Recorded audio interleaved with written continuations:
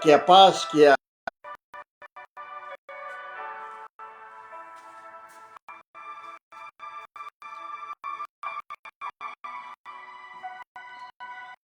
problema da internet aí, mas bom dia novamente. Que a graça, que a paz do nosso Senhor Deus Todo-Poderoso seja sobre suas vidas nesta manhã. Hoje estamos a quarta-feira, dia 7 de maio do ano 2025.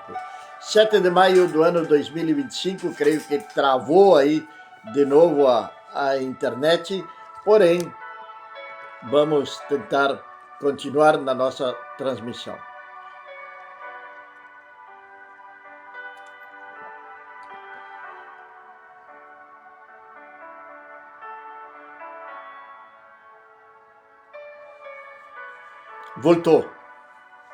Voltou, minha irmã Maria, bom dia, bom dia. Seria bom que a senhora me falasse aí como está saindo a transmissão, porque aqui está bastante complicada a nossa internet. Nossa irmã Maria, aqui na cidade de Cacequi, que Deus abençoe poderosamente sua vida. Está já praticamente para chover aqui em Cacequi, o tempo está bastante preparado. Vamos ver o que vai acontecer no correr do dia. Pareceria ser que se normalizou a nossa internet. Sou o pastor Juan Teixeira, isto é a Bíblia, o mate e o amanhecer. Estamos aqui junto com a minha esposa, entre mate e mate, para compartilhar uma palavra de Deus, diretamente do coração de Deus para o seu, para o meu, para os nossos corações. E hoje esta live, se Deus assim nos permitir, vai trazer algumas certas revelações para as nossas vidas nesta manhã. Nós estamos no capítulo número 21 do Evangelho de João. Porém, hoje, vamos começar no capítulo número 10 do Evangelho de João, para poder entender aquilo que nós queremos falar, que está lá no capítulo número 21 do livro de João. Coisas que são reveladas na Bíblia. Temos que lembrar e saber de uma coisa. A Bíblia, a palavra de Deus, ela não foi escrita em português. Ela não foi escrita em português. Deu uma travada, mas agora tá. Obrigado, minha irmã.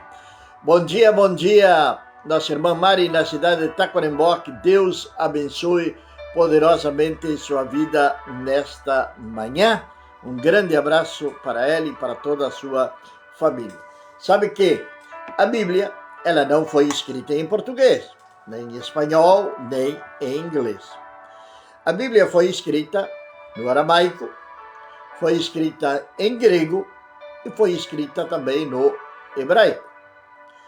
O hebraico é o idioma do povo de Israel, que até o dia de hoje eles continuam falando.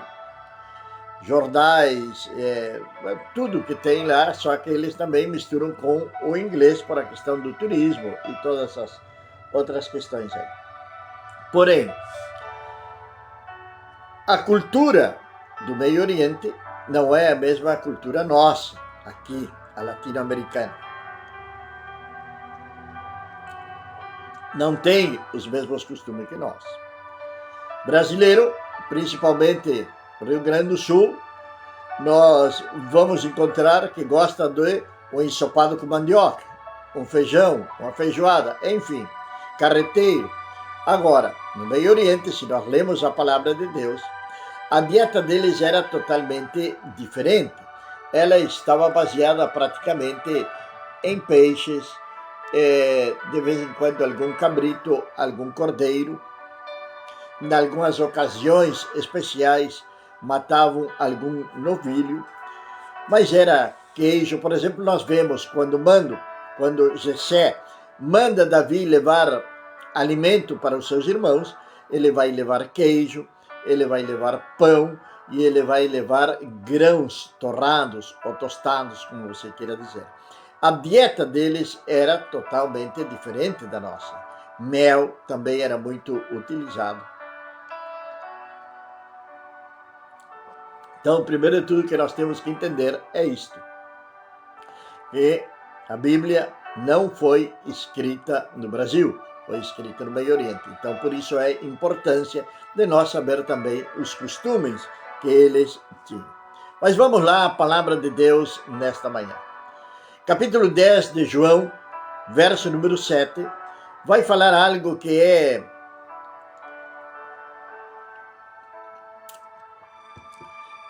tão conhecido por todos nós, mas muitas vezes nós não pareceria que esquecemos da palavra de Deus e deixamos de lado certas coisas. Eu lembro que este versículo que eu vou ler, aqui do capítulo 10 de João, foi o primeiro capítulo que eu comecei a ensinar às crianças lá para os anos 81. Então, é um capítulo que eu gosto muito dele, porque nessa época ensinava as crianças, e as crianças tinham que decorar alguns textos. E um desses textos, Eber, bom dia, na cidade de Taquarembó, que Deus abençoe poderosamente a sua vida. Um grande abraço a Jane e a toda a família. Diz a palavra de Deus no versículo número 7, do capítulo número 10 do Evangelho de João. Jesus disse novamente: em verdade, vos digo, eu sou a porta das ovelhas. Todos quantos vierem são ladrões, salteadores, mas as ovelhas não lhes deram atenção. Eu sou a porta. E se alguém entrar por meio de mim, será salvo. E entrará e sairá e encontrará pastagens. Este versículo também aqui encerra um tremendo ensinamento quando diz entrará e sairá. Como vou entrar e vou sair, vou entrar e vou sair. Tem um tremendo ensinamento, esse versículo que um dia nós vamos compartilhar aqui. O ladrão não vem senão para roubar, matar e destruir. Eu vim para que tenham vida e para que tenham em abundância. Mas, em verdade, vos digo que eu sou a porta. E que tem que ver isto com João, capítulo número 21? Jesus está dizendo que ele é a porta. Ele é o caminho. Nós lembramos de uma pesca milagrosa em Lucas, capítulo número 5, que nós já estivemos falando sobre isto. Em Lucas capítulo número 5, quando ele chama seus discípulos no mar da Galileia, talvez no mesmo lugar, na mesma praia, enfim, não sabemos de onde aconteceu, mas sim, foi no mar da Galileia. Agora, tem duas pescas, aquela de Lucas, capítulo 5, e agora esta de João, capítulo número 21. Na pesca do capítulo número 5 de Lucas, vai dizer que eles pescaram uma grande quantidade de peixe, que tiveram que chamar aos outros que estavam ao seu redor, para levarem aqueles peixes, porque as redes se rasgavam pela grande quantidade de peixe que tinha e pelo o peso também. Então teve que ser vários barquinhos para poder retirar todos aqueles peixes ali do mar. Isto foi em Lucas, capítulo número 5. Agora, aqui em João, capítulo número 21, vai nos dizer a palavra de Deus, no versículo número 10, que Jesus lhe disse: trazei-me um dos peixes que agora pescaste. Jesus vai pedir um dos peixes que eles pescaram. Porém, aqui vem um detalhe que não é menor e que é onde nós vamos centralizar nossa atenção entre hoje e amanhã. E vamos descobrir algumas coisas que tem a palavra de Deus para nos ensinar nos seus originais. Não é que seja, tem coisas que passam totalmente desapercebidas por nós, porque nós lemos a palavra de Deus em português, na verdade, ou espanhol, inglês.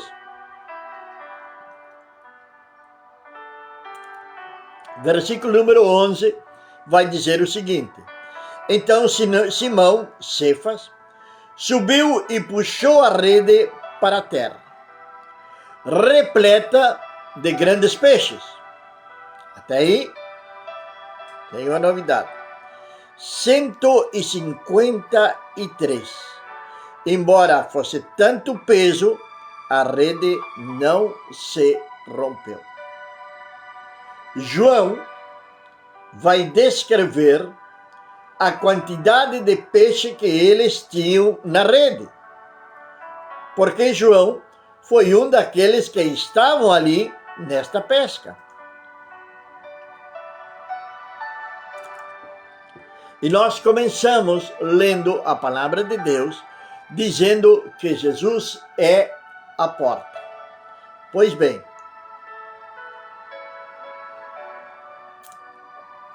a palavra peixe em hebraico é dak. No idioma hebreu é dak. E essa palavra, ela começa com uma letra do alfabeto hebraico que chama-se Dalet.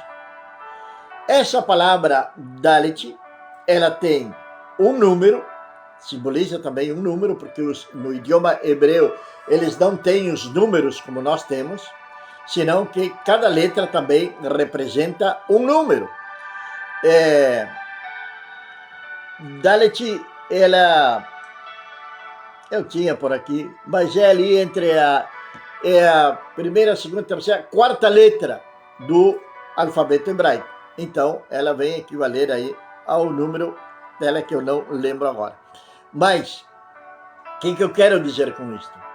Que o significado desta letra, a que começa a palavra peixe em hebraico, que é dak, que é a letra Dalet, o significado justamente desta letra é porta.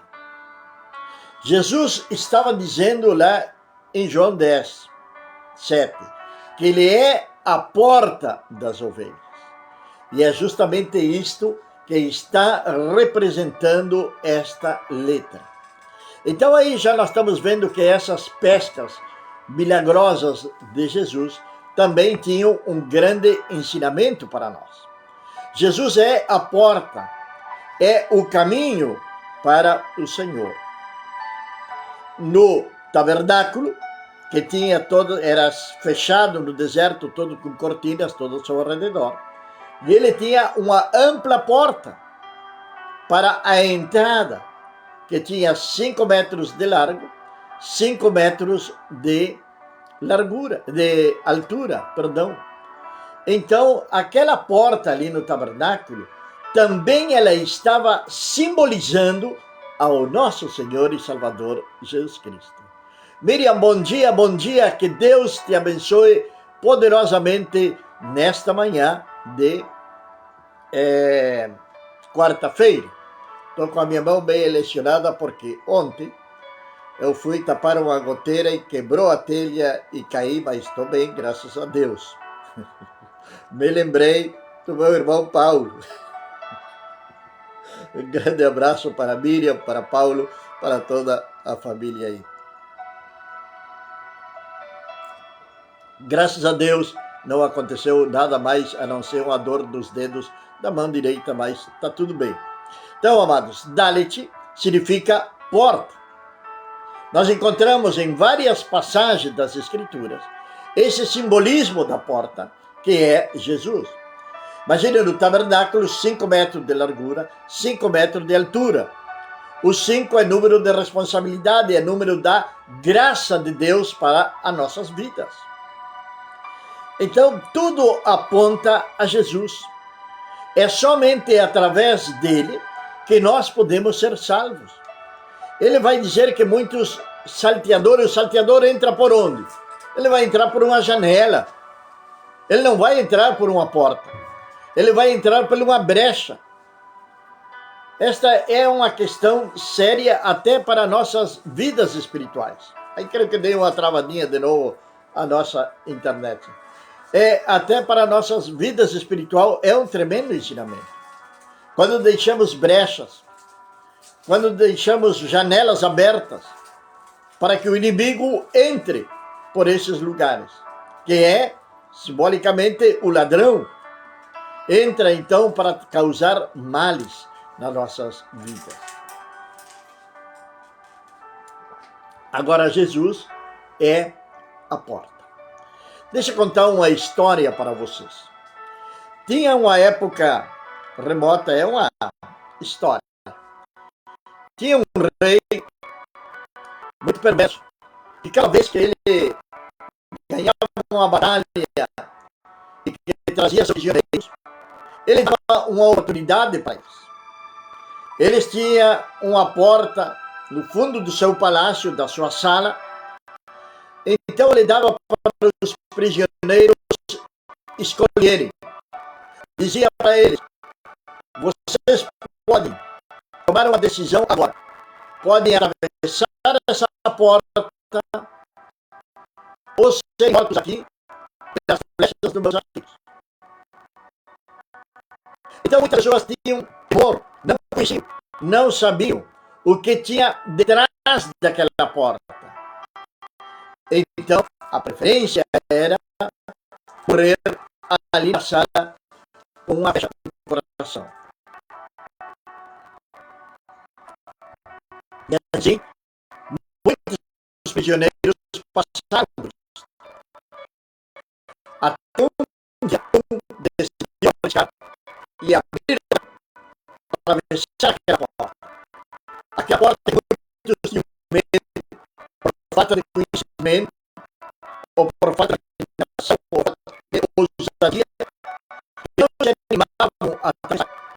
Aquele galego atravessou aquela porta e, para a surpresa dele, do outro lado da porta tinha um lindo vale, um lindo lugar de paz. E é justamente isso que Jesus está oferecendo para nós. Ele diz: eu sou a porta. Eu sou a porta. Eu sou a porta que posso levar. Eu sou a porta que posso te dar a salvação. Eu sou a porta que posso te dar essa paz que tu tanto busca. Ele é a nossa porta de escape, vamos dizer assim, deste mundo perverso. Mas muitos hoje preferem morrerem no mundo, no pecado, na concupiscência, na luxúria, na iniquidade, antes que tomar uma decisão ousada e atravessar essa porta e passar a ter uma vida melhor, uma vida de santidade, uma vida de paz, uma vida de comunhão com Deus e com nossos familiares também.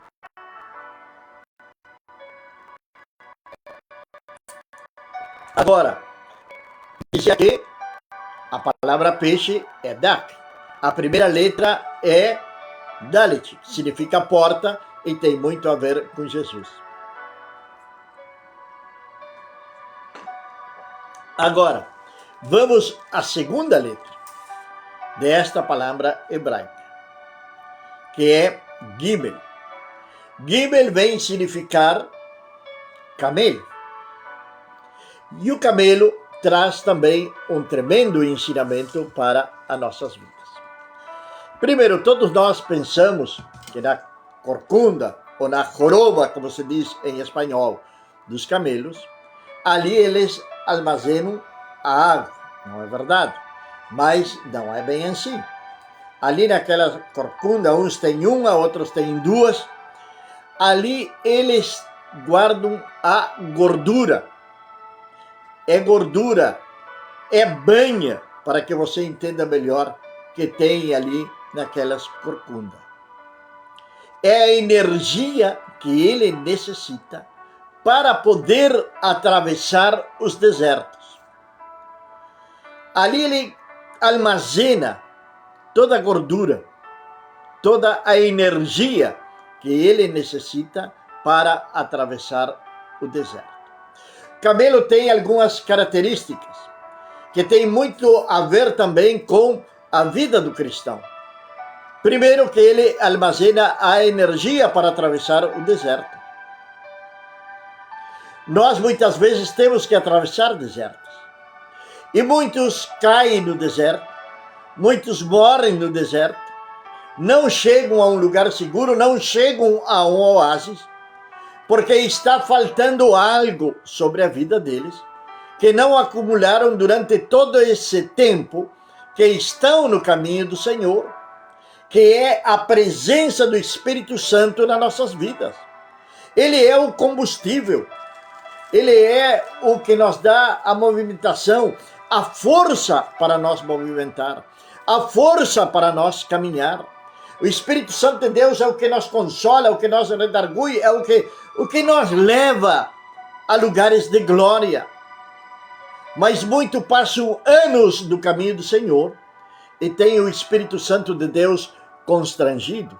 Por quê? Porque não levam uma vida com Deus, porque não caminham com Deus, nem sequer em tantos anos de conhecer a palavra de Deus, tiveram uma experiência real e verdadeira com o Espírito Santo de Deus.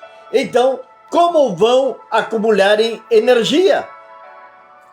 Nós temos um exemplo da Bíblia, que é do rei Ezequias. Só vamos sair um pouquinho, para que você tenha uma ideia da importância de nós estar em comunhão com o Pai, de nós trabalhar no reino de Deus, de nós fazer a obra do Senhor. Ezequias era um rei, e ele estava enfermo do seu fígado. Alguns dizem que era câncer do fígado. Chega o profeta Isaías com uma palavra para Ezequias e vai dizer para ele: arruma a tua casa, porque tu vai morrer. E foi embora. O profeta entregou a palavra e se foi. E Ezequias diz a palavra de Deus, estou resumindo a história. Ele olhou para a parede desde a sua cama e começou a chorar e disse: lembra-te de mim, Senhor. E aí começou a enumerar tudo aquilo que ele tinha feito. Isaías ainda não tinha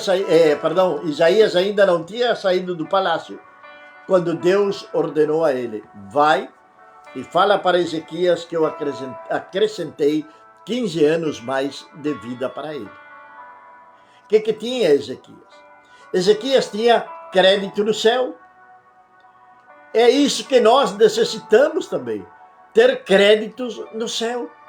Que temos nós para apresentar a Deus da nossa vida cristã, desde a nossa conversão até hoje, que acumulamos uma energia para atravessar esses desertos, que muitas vezes podem se manifestar através de um problema de saúde, conjugal, não sei lá quantas coisas, até por problemas financeiros, e silêncio de Deus, porque no deserto existe silêncio, e é no deserto onde Deus nos fala, é onde nós necessitamos ouvir a voz de Deus.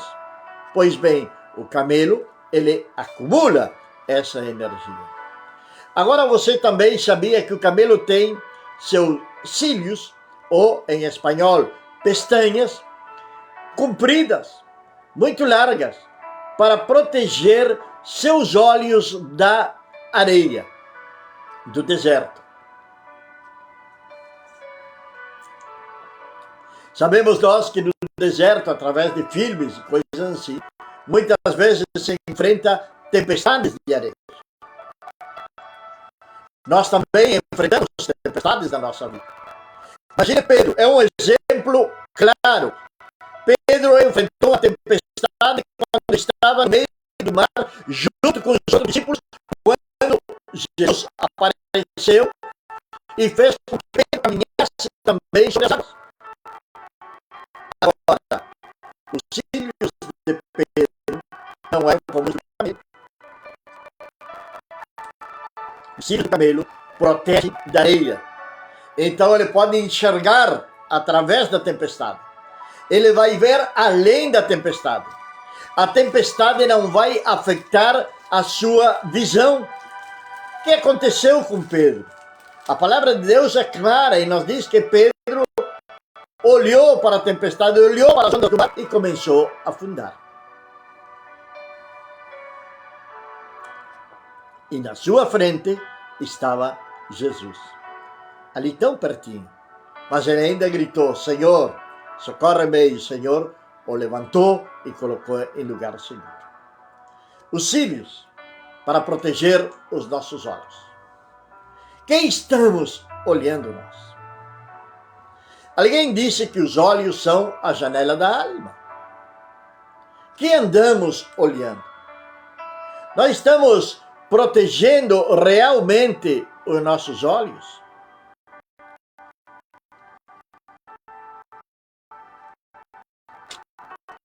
Que andamos assistindo na internet, na TV? Que andamos olhando na rua? Enfim, das coisas que poderíamos falar sobre a nossa visão. Mas também o camelo tem algo debaixo das suas patas. Ele tem como se fosse como se fosse um tapete, uma proteção. Primeiro, falam aqueles que têm experiência com camelos, que o camelo não faz barulho quando caminha, porque aquilo é como um amortecedor. Primeiro vai proteger ele do calor do deserto. E vai caminhar em silêncio. Algo que nós devemos de aprender também. Ontem estava conversando com um irmão aqui da cidade, e ele falando determinados temas aí que nós estávamos conversando. E às vezes nota que as pessoas o que elas querem é um reconhecimento humano. E nós não devemos de fazer absolutamente nada na vida cristã para nós aparecer. Nós devemos ser como camelo, caminhar silenciosamente, sem fazer barulhos. Porque o que está vendo é Deus. Não esperemos o reconhecimento dos homens. E o barulho também vai atrapalhar muitas vezes, porque nós estamos em guerra, não é verdade? Imagine um exército, que vá para a guerra fazendo um barulho tremendo, que queira colocar uma emboscada no inimigo, que queira derrotar o inimigo, mas não sabe caminhar em silêncio. Hoje em dia é até engraçado, porque as pessoas sobem no monte, fazem uma filmação, colocam uma foto, para que todo mundo fique sabendo de que ela estava no monte espiritual. Está querendo demonstrar o quê? Estava lá no monte orando. Ela é mais espiritual. Ou quando enchemos a nossa boca, falamos, eu orei por isto, eu oro por aquilo, eu estou orando, eu oro de madrugada, eu oro de manhã, eu oro de tarde, eu oro... É Deus que tem que saber. Mas Jesus não nos recomendou entrar no nosso quarto, fechar a nossa porta e orar em secreto. E aquilo que nós pedir do secreto, Deus vai nos recompensar em público. Então, quando colocamos já ali nas redes sociais, já deixou de ser secreto, não é verdade? Já começamos praticamente a fazer barulho. Tudo isso nós descobrimos nesta pequena palavra hebraica chamada Dalet. Dalet significa porta. Gimel significa camelo. São as duas palavras que formam a palavra peixe em português. Mas ainda tem um pouquinho mais do camelo. Que isso nós estaremos vendo no dia de amanhã e estaremos mergulhando no número 153. Por quê? Ficou relatado ali que eram 153 peixes. Que esconde esse número para nós? Você vai se surpreender quando juntar todas as letras hebraicas, que elas, falei que elas valem um número. Por exemplo, o Mem vale 40, o Yud vale 10, e aí vamos somando e vai dar 153 exatamente. Amanhã, quando sejam 7 horas da manhã, estaremos novamente aqui, se Deus nos permitir. Ore por nós. Este final de semana temos uma grande atividade aqui na Luz para os Povos. Queremos orar pelas famílias. Queremos orar pelos seus propósitos. Queremos orar pelas mães. São 3 dias. 3 dias que vamos estar orando, clamando a Deus pelas suas vidas. Faça um esforço. A previsão está marcando chuva, mas nós temos um Deus maior. Venha na sexta, venha no sábado, venha no domingo, que vamos estar orando todos juntos. Prepare seu coração para receber a palavra de Deus. Venha participar. Faça como camelo, levante-se silenciosamente, mas com os cílios bem colocados, sem olhar para a tempestade. Não permita que a tempestade venha atrapalhar a sua visão e chegue até a casa de Deus para ouvir a palavra do Senhor. Amém? Meu Deus e meu Pai, Senhor, nós estamos na Tua presença nesta manhã, Senhor. Senhor, é motivo de gratidão, meu Pai, por o livramento que Tu me deste no dia de ontem, Deus.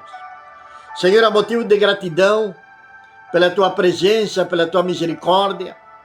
Senhor, pelo Teu amor incondicional por cada um de nós, ó Deus. Senhor, mesmo nós sendo infiéis, Tu permaneces fiel, Senhor. Ó Deus, obrigado pela Tua graça que está sobre nossas vidas. Obrigado, Senhor Deus, pelo Teu Filho, que pelo Seu sangue, Senhor, nós temos perdão dos nossos pecados. Senhor, fortalece a fé dos meus irmãos, fortalece a minha fé, meu Deus. Que possamos, Senhor eterno, caminhar na tempestade, mas sem olhar para ela ou enxergar além da tempestade, meu Pai. Em silêncio, Senhor, com muita energia do Teu Santo Espírito sobre nossas vidas, caminhando para vencer, não para retroceder, sempre para frente, em nome do nosso Senhor e Salvador Jesus Cristo. Amém. Amém, meus amados e queridos irmãos.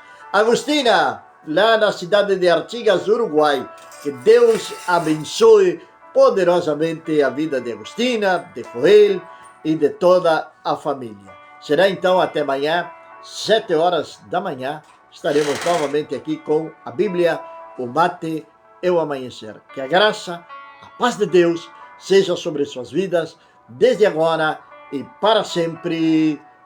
Amém.